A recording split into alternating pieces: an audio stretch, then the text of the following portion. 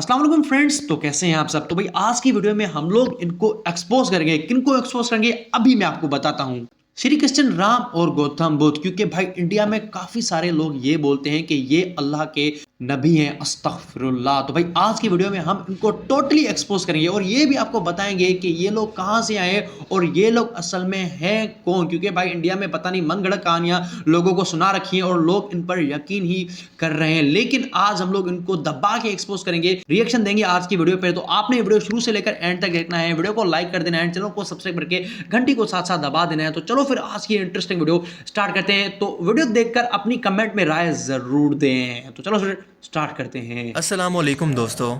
मेरा नाम है हसीब शफकत और आप देख रहे हैं हसी टीवी। क्या राम, कृष्ण या गौतम बुद्ध, जिनके मानने वालों की करोड़ों की तादाद दुनिया भर के अंदर मौजूद है और इन्हीं हस्तियों पर एक मुकम्मल मजहब की बुनियाद भी खड़ी है, इनकी अपनी खुद की होली किताब भी मौजूद है जिसमें इनकी सब तालीमात भी मौजूद हैं, जैसा कि अंबिया कराम पर अल्लाह ताला ने नाजिल की। इस्लामी तालीमात से भी हमें पता चलता है कि अल्लाह ताला ने दुनिया में कमो बेश 1,24,000 पैगंबर भेजे, जो कि दुनिया की हर कौम और कबीले में जहाँ पर इंसानी आबादी मौजूद थी वहाँ पर तशरीफ़ लाए। तो क्या हम ये कह सकते हैं कि हिंदुस्तान की सरजमीन पर भी राम, कृष्ण या गौतम बुद्ध को नबी बनाकर भेजा गया? इन्हें वैसी ही तालीमात दी गई जो कि हर एक नबी को दी गई, मगर वक्त गुजरने के साथ साथ इनके फॉलोअर्स ने इसे बदल कर शिर्क के अंदर बदल दिया। सुनने में ये बात तो काफ़ी लॉजिकल लगती है और यही वजह है कि आज कई मुसलमान आलिम दीन अपने अंदाज़ों की बुनियाद पर किताबों में ये लिख चुके हैं कि मुमकिन है कि ये अल्लाह के नबी ही थे। मगर कॉमन सेंस ये कहती है कि पहले ज़माने के अंदर जब ना तो कोई कम्युनिकेशन के ज़राए मौजूद थे और ना ही रिसर्च के कोई ज़रिए मौजूद थे, मुमकिन है लोग ऐसी बातों को सुनकर यकीन कर लेते हों, मगर आज के तरक्की याफ्ता दौर में ऐसा बिल्कुल मुमकिन नहीं, क्योंकि जो सच्चा है वो मैदान में आए, अपनी बात को तजर्बात के साथ और सबूत के साथ साबित करे, तभी लोग इस चीज़ को या इस दावे को मानने के लिए तैयार होंगे। मगर इस केस में ऐसा बिल्कुल भी नहीं है, बल्कि ऐसा सोचना भी सब महज दीन से दूरी और गुमराही का नतीजा है, जिसकी वजह बने हैं कई ऐसे आलिम दीन जिन्होंने खुद हिंदुस्तान की सरजमीन पर रहते हुए अपने हम वतनों को खुश करने के लिए कई ऐसी कहानियां मफरूज़ों की बुनियाद पर गढ़ी हैं जिनका ना कोई तारीखी हवाला मौजूद है, ना ही हालात व वाक़यात एक दूसरे से मिलते हैं, और ना ही इन लोगों के किरदार जो कि बयान किए जाते हैं वो अंबिया कराम की तरह पाक हैं। हिंदुइज्म के अंदर 3 मिलियन से भी ज़्यादा खुदा मौजूद हैं जिनकी वो परस्तिश करते हैं, मगर ये सब के सब 3 सुप्रीम खुदा ब्रह्मन, शिवा और विष्णु की इबादत करते हैं।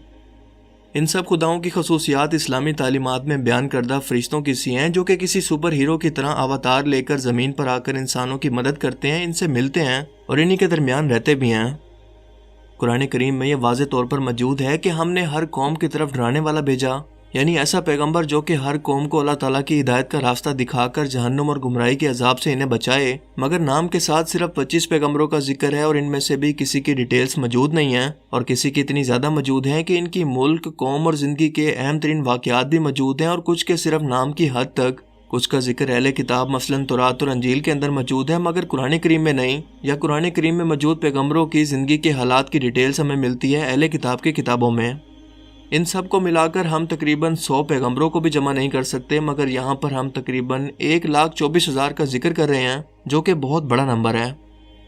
नबी करीम सल्लल्लाहु अलैहि वसल्लम की एक हदीस मुबारक है कि क़यामत के रोज़ कुछ ऐसे नबी भी होंगे जिनके साथ इनकी कौम का कोई एक भी शख्स नहीं होगा, क्योंकि इन पैगंबरों के डर सुनाने के बावजूद भी कोई एक भी शख्स इन पर ईमान नहीं लाया होगा, और अगर कोई ईमान लाया भी होगा तो वक्त के साथ इसने फिर से शिर्क और कुफ्र करना शुरू कर दिया होगा। इसीलिए ये पैगंबर अकेले जन्नत की तरफ जा रहे होंगे।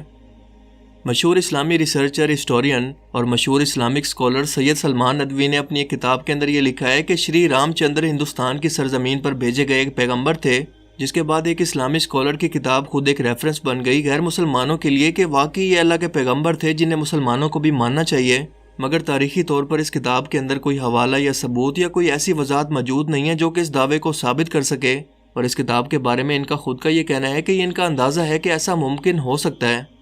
हालांकि जब तक हमारे पास हतमी तौर पर कोई सबूत मौजूद ना हो, ऐसा कहना इल्मी तौर पर खयानत और गुमराही है। एक और मशहूर इस्लामिक स्कॉलर मुफ्ती कफ़ायतुल्लाह अपनी एक किताब किफ़ायतुल मुफ्ती की जिल्द नंबर 1 सफ़ा 58 पर ये लिखते हैं कि तमाम अकाबरीन उलमा ने श्री कृष्ण, श्री राम और दूसरे मजहबी पेशवा से मुतालिक ये लिखा है कि मुमकिन है कि ये अल्लाह के नबी हों जिनका जिक्र कुरान में नहीं है। مگر بعد میں ان کے خود کے ہی فرقہ کے لوگوں نے اس کے متعلق کتابیں لکھ کر انہیں غلط ثابت کیا کہ یہ ان کے محض اندازے یا ان کی اپنی سوچ ہے جس کا حقیقت سے کوئی تعلق نہیں۔ خواجہ غلام فرید نے بھی اپنی کتاب مقاصد المجالس کے اندر یہ یقین سے لکھا کہ شری رام اور شری کرشن دراصل نبی تھے، مگر بعد میں پتہ چلا کہ یہ ایک جھوٹی کتاب ہے جسے خود سے قادیانیوں نے لکھ کر خواجہ غلام فرید سے منسوب کر دیا، جس میں کوئی حقیقت نہیں۔ اس کے علاوہ کئی تاریخ دانوں نے کئی جگہ پر اس طرح کے حوالے پڑھ کر اپنی کتابوں کے اندر بالکل ویسا ہی لکھ دیا جس کے اندر کوئی حقیقت نہیں ہے۔ کسی شخص کو نیک اور ولی اللہ ماننے کے اندر ہمیں کوئی حرج نہیں، لیکن ایک نیک انسان اور ایک پیغمبر کے رتبے کے اندر بہت زیادہ فرق ہوتا ہے، اور وہ ایک قوم کی ذمہ داری اور اللہ کا حکم لے کر زمین پر آتے ہیں۔ ان کے کردار اور سیرت باقی قوم کے لیے بالکل مثال ہوتی ہیں۔ وہ کبھی شرک نہیں کر سکتے، وہ ہمیشہ ایک خدا کی دعوت دیتے ہیں۔ کرشن ایک نبی تھا جس کا رنگ کالا تھا اور اسے ہندوستان کی سرزمین پر انسانوں کی ہدایت کے لیے بھیجا گیا۔ یہ ایک حدیث کے اندر موجود ہے۔ جی ہاں، آپ نے صحیح سنا،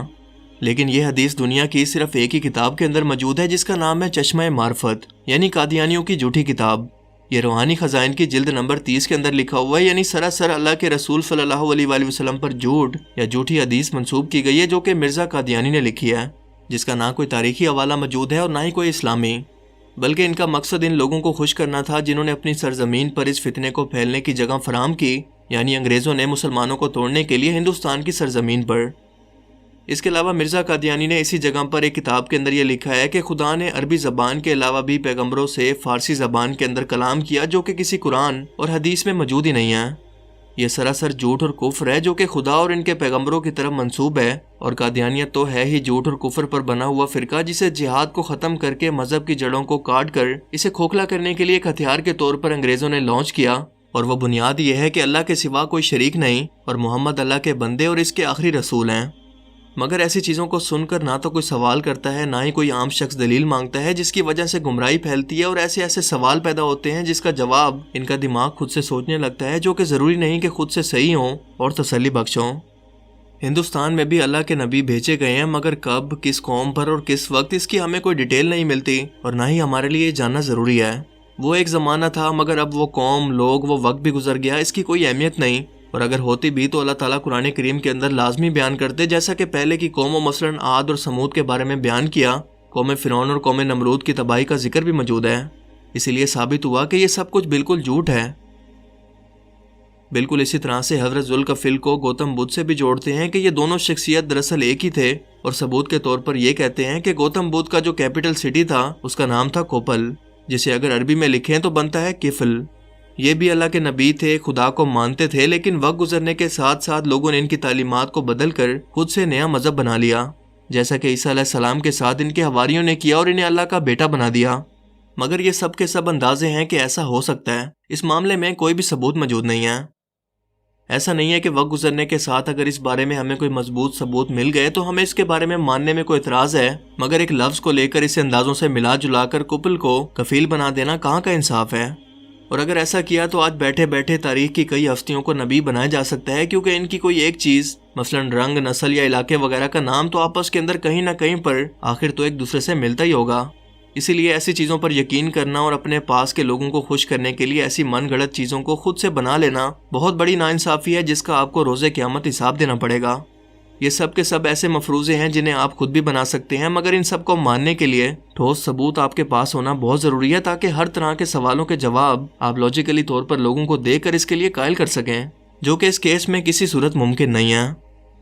اللہ تعالیٰ ہمیں سمجھنے کی اور نیک عمل کرنے کی توفیق عطا فرمائے، آمین۔